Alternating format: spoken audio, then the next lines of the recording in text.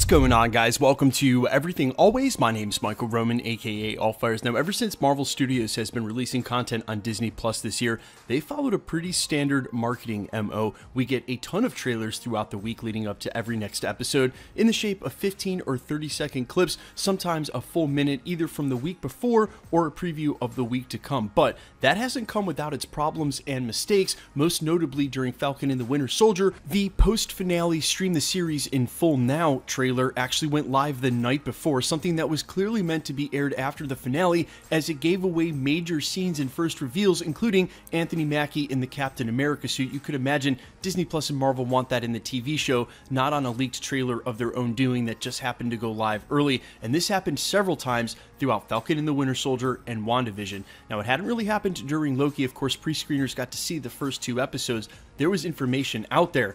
However, it's happened again now for episode 4, presumably with two major still shots, and the implications are huge for characters like Nathaniel Richards, Doctor Doom, and of course Kang the Conqueror. Clearly this was part of a TV spot that Marvel ran and then probably pulled. That's why it hasn't been posted officially, but since the shots are out there, we got to break it down in full, and man, the implications are insane. So many ties going on here. We're going to break down everything from these brand new leaked screenshots from Loki episode 4, but first, if you could grab the subscribe button. We're still giving away a PlayStation 5 now at 900,000 subscribers, as well as Disney Plus subscriptions every week while the shows are live. And we've just announced during Loki our Avengers 118 graded in a 9.4 CGC signature series, which means CGC, the company that grades this comic, was there in person when it was signed by Tom Hiddleston Loki and Elizabeth Olsen Scarlet Witch, who happened to feature side by side on the cover. If you want to be entered to win the comic, the subscriptions, the PlayStation, any of the giveaways here at the channel, all the same rules will always apply.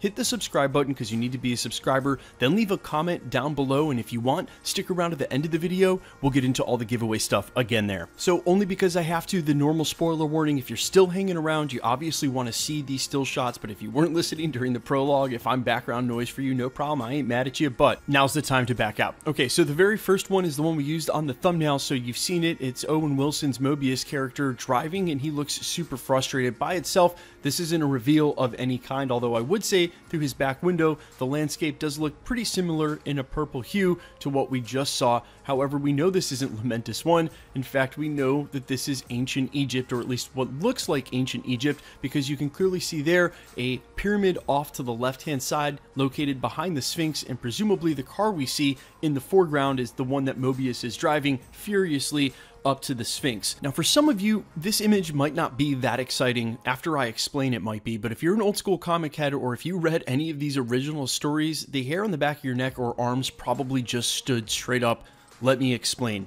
Nathaniel Richards, a 31st century scholar and possible descendant of Reed Richards' time-traveling father Nathaniel, becomes fascinated with history and discovers the time travel technology created by Victor Von Doom. That's right, Dr. Doom. He then travels back in time to ancient Egypt aboard a Sphinx-shaped time ship and becomes the Pharaoh Rama-Tut, with plans to claim En-Sabanur, the mutant that is destined to become Apocalypse, as his heir.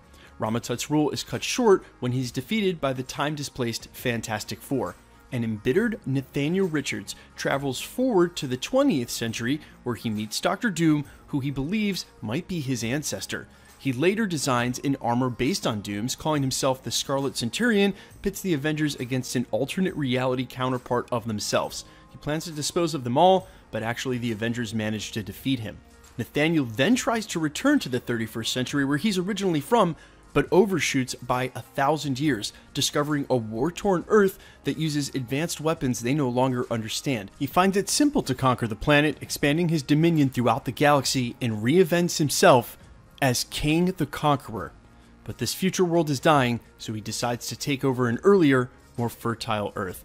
Now, before we even start to unpack that, because I know that was a lot, let me break this down and explain it very simply. Nathaniel Richards, not a distant relative of Reed Richards, but rather Reed Richards' father, who's also named Nathaniel, who time travels.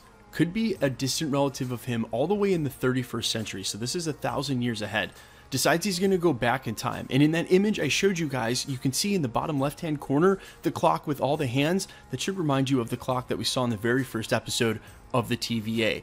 Now, he travels up and down the timeline, taking different names, reinventing himself as Kang the Conqueror, and this is one of the later reveals in comics. Seriously, after decades of stories about Kang, this one comes along in the modern era and completely recontextualizes the character in a way readers had never known him before. Definitely some implication here as to how Marvel Studios plans on handling this character in Jonathan Majors. However, you have to think about it in context of where we are right now in the MCU. We're about to have the Fantastic Four, and in a major way. We'll also know that Doctor Doom is somewhere right behind that, and on top of that, that Kang the Conqueror Jonathan Majors, heavily rumored to appear in this series and will be the major villain in Quantumania, Ant-Man and the Wasp, where we also assume the Fantastic Four might actually show up before their own feature film, if not in a post-credit scene, as actually part of the storyline. Now, knowing all that, when you see the image of a Sphinx in the middle of a still shot from a time-traveling Marvel show like Loki amidst a storyline that Kang fits perfectly into, and with future projects that would line up with this iteration, Nathaniel Richards, a future relative of Reed Richards, who we know will probably be a prominent protagonist on the level of Iron Man or Captain America during this saga, whatever they end up calling it. Add all that up, and seeing this imagery here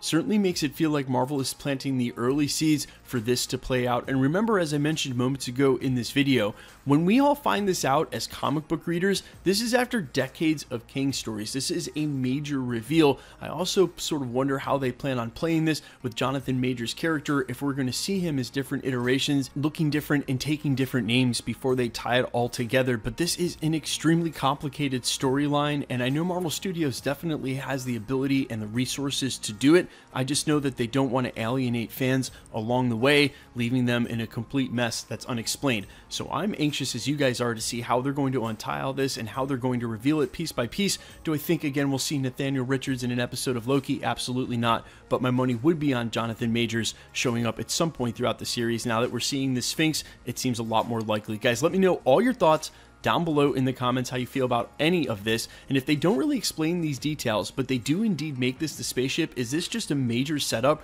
for all of these characters I brought up? Would they go that far and that deep on Disney Plus? Let me know all your thoughts down below, and quickly, let's get into the giveaway stuff before I let you go. We're still giving away this PlayStation 5 now at 900,000 subscribers, as well as Disney Plus subscriptions every week while the shows are live, and that Avengers 118 rated in a 9.4 signed by Tom Hiddleston and Elizabeth Olsen. If you want to be entered to win any of the giveaways or for any of the future prizes, all the same rules will always apply. Hit the subscribe button, then leave a comment down below, because it's truly random. The more videos you comment on, the better chance you have of winning. All winners will be announced at the end of videos, the same way we're doing here. The best way to keep up with the content at the channel is to hit the notification bell with notifications turned on. And as always, if you liked today's video, I'd appreciate it if you'd hit the like button. My name's Michael Roman. You can find me over on Twitch and Instagram under I Am Fires. You can also find me on Spotify, YouTube, Amazon, Apple, wherever you listen to original music under the name All Fires. Thanks so much for checking out the channel. Stick around. We'll be posting again real soon.